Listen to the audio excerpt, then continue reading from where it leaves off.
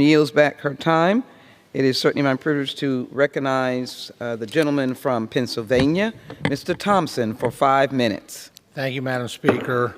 Madam Speaker, I rise today to recognize National Agriculture Week, which begins on March 20th, a week dedicated to honoring and acknowledging the efforts and hard works of American farmers and farm families. While farmers, ranchers, producers, foresters, and farm workers should be celebrated year-round, National Agriculture Week shines a bright light on where our nation's food, fiber, and fuel comes from. I've always said every American interacts with agriculture at least 3 times a day, whether they realize it or not, breakfast, lunch, or dinner. It's a fundamental part of our lives, and it's the backbone of the American economy. And the celebrated during National Ag Week, National Agriculture Day, began in 1973 as a way to recognize the unique value that farmers, ranchers, and foresters contribute to our society, contributions that have only grown in importance over the past 2 years as the world faced a pandemic, global supply chain disruptions, economic instability, and now war in Europe. Being a farmer has never been an easy job by any means. Feeding and clothing our nation and the entire world is a monumental task. And every day, America's farm families dedicate their minds and bodies to achieving that feat. Unfortunately, many farmers today are facing rising input costs, shrinking profit margins, and unrelenting supply chain issues, much of which has been self-inflicted by leadership in Washington. Yet, they continue to persevere. As Republican leader of the House Agriculture Committee, I'm honored to represent farm families in rural America and to serve as their reliable voice in the halls of Congress.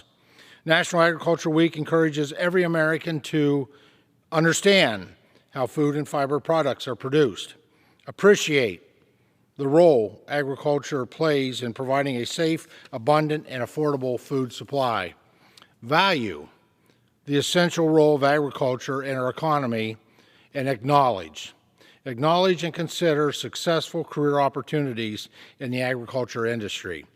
As a representative of Pennsylvania's 15th Congressional District, I have the great privilege of working firsthand with many farmers and foresters. In the Commonwealth of Pennsylvania, we're fortunate to have more than 59,000 farms.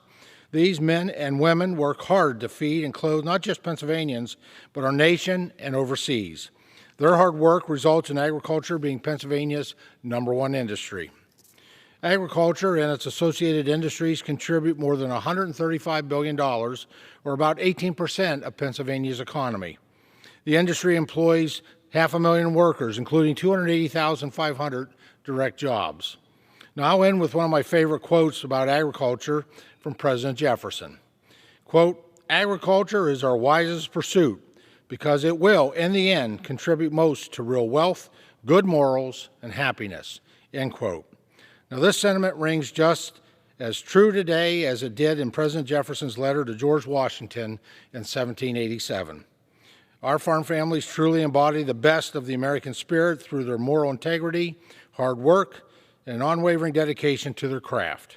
Everyone in this chamber and around the world benefits from the wise pursuit of agriculture, and we owe these patriots a resounding debt of gratitude.